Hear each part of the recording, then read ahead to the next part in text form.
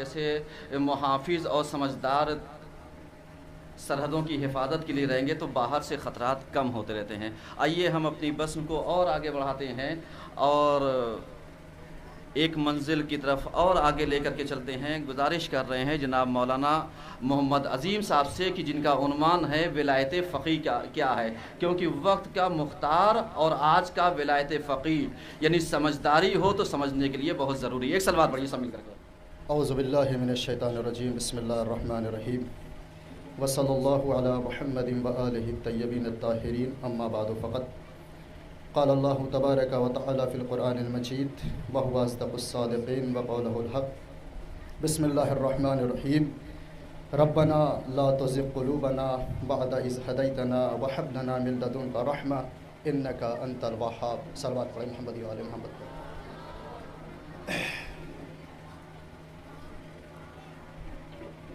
عزیزو، اولاً شکر گزار ہوں میں حجت الاسلام والمسلمین علی جناب مولانا علمدار حسین صاحب قبلہ کا کہ انہوں نے اس لائق سمجھا، اور واقعاً ہمارے یہاں پر اساتذہ بھی بیٹھے ہوئے ہیں جن سے ہمارا قوم میں بھی رابطہ رہ چکا ہے، مولانا معراج صاحب قبلہ، مولانا سراج حسین صاحب قبلہ۔ میں جسارت کر رہا ہوں لب کشائی کی، اور ایک ایسا عظیم موضوع دیا گیا ہے کہ جس کے بارے میں واقعاً بیان کرنا آج کے زمانے میں جب اخباریت اتنے عروج پہ ہے بہت سخت ہوتا ہے۔ میں زیادہ اس موضوع پہ بات بھی نہیں کروں گا چونکہ مجھے فوراً یہاں سے لکھنؤ جانا ہے۔ میں شکر گزار ہوں کہ بغیر کہے ہوئے انہوں نے مجھے اس وقت بلا لیا، ورنہ مجھے کہنا پڑتا چونکہ وقت بہت کم ہے اور لکھنؤ ہر حال میں 8 بجے پہنچنا ہے۔ لہٰذا میں اپنی گفتگو کو انشاءاللہ 14 منٹ کے اندر ہی ختم کرنے کی کوشش کروں گا۔ ولایت فقیہ، میں نے اس آیت کو اس لیے سرنامہ کلام قرار دیا ہے چونکہ یہ آیت میرے موضوع سے ٹیلی کر رہی ہے۔ کیوں؟ اس لیے کہ اگر اس آیت کا ترجمہ کریں، ربنا لا تزغ قلوبنا بعد اذ ہدیتنا، پروردگار عالم ہدایت کے بعد ہمارے لیے گمراہی قرار نہ دینا۔ گویا یہ آیت بیان کر رہی ہے کہ ہدایت ہمارے لیے ایک نعمت ہے، ہدایت ہمارے لیے ایک نعمت ہے۔ اسی طریقے سے اگر یہ سوال کیا جائے کہ ولایت فقیہ کیا ہے تو جواب دیا جا سکتا ہے کہ واقعاً جس طریقے سے ہدایت ہمارے لیے نعمت ہے اسی طریقے سے رہبریت ہمارے لیے نعمت ہے۔ اور اس کا احساس کس کو ہوگا؟ نعمت کا احساس کس سے ہوتا ہے؟ اس سے پوچھئے نعمت کا احساس جس کو پروردگار عالم نعمت دے کے نعمت سلب کر لیتا ہے۔ احساس والدین ہمارے لیے نعمت ہیں، دست و پا ہمارے لیے نعمت ہیں، فکر سلیم ہمارے لیے نعمت ہے، لیکن نعمت کا احساس کب ہوگا؟ اس سے پوچھئے جس کے والدین اس دنیا سے چلے گئے ہیں، وہ بتائے گا کہ والدین کی زندگی، والدین کا کردار ہماری زندگی میں کتنا اہم ہوا کرتا ہے۔ لہٰذا ولایت فقیہ ہمارے لیے نعمت ہے۔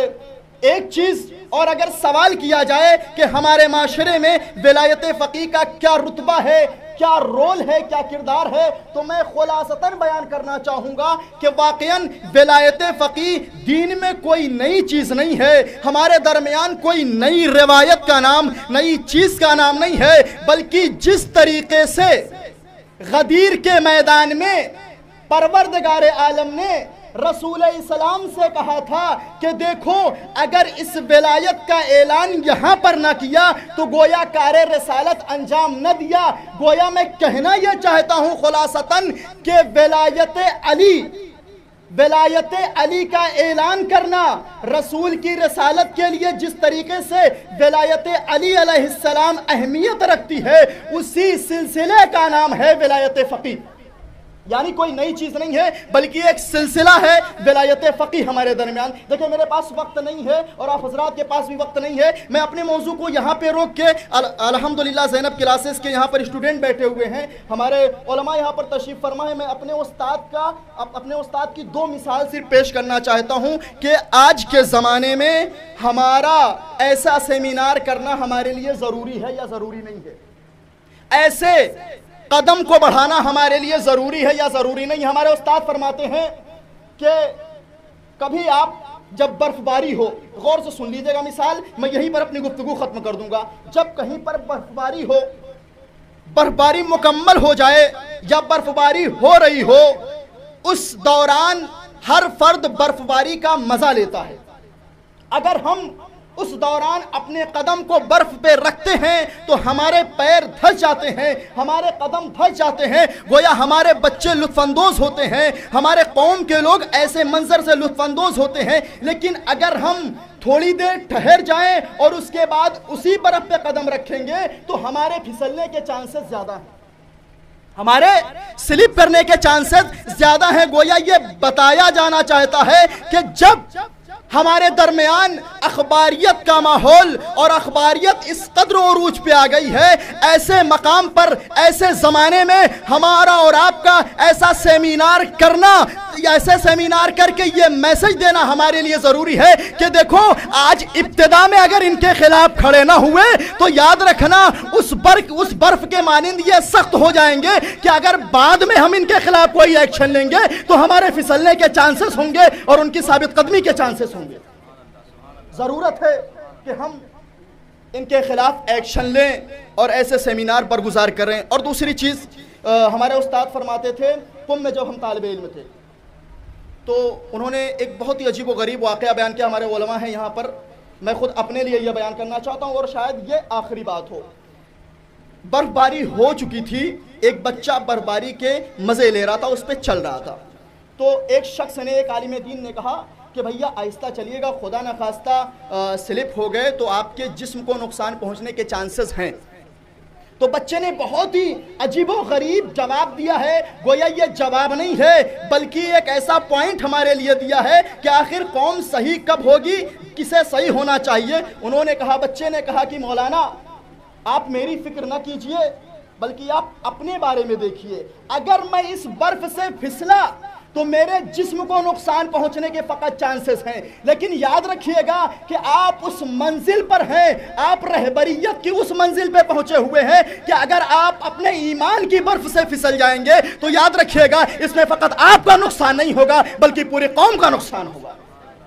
ضرورت ہے، اگر ہم عالم ہیں تو ہمیں احتیاط برتنے کی زیادہ ضرورت ہے، کہیں ایسا نہ ہو ہمارا کوئی عمل، کوئی قول اور کوئی فعل ایسا ہو جائے جس سے ہماری قوم کو نقصان ہو، ہمارے جوانوں کو نقصان ہو۔ لہٰذا میں گزارش کروں گا اپنے تمام تر جوان بھائیوں سے کہ جتنی بھی چیزیں ہمارے درمیان بیان کی گئی ہیں ہمارے علماء کے درمیان سے، ہمارے علماء کی زبانی الحمدللہ وہ ہم تک بخوبی پہنچ چکی ہیں۔ انشاءاللہ بارگاہ پروردگار عالم میں دعا گو ہیں، پروردگار عالم تجھے واسطہ ہے محمدی و آل محمد کا، ہم سب کو علوم آل محمد حاصل کرنے کی توفیق عطا فرما، ہم سب کو سیرت آل محمد پہ عمل کرنے کی توفیق عطا فرما، ہم سب کے زمانے کے امام کے ظہور میں تعجیل فرما۔ وصلی اللہ علی محمد و آلہ الطیبین۔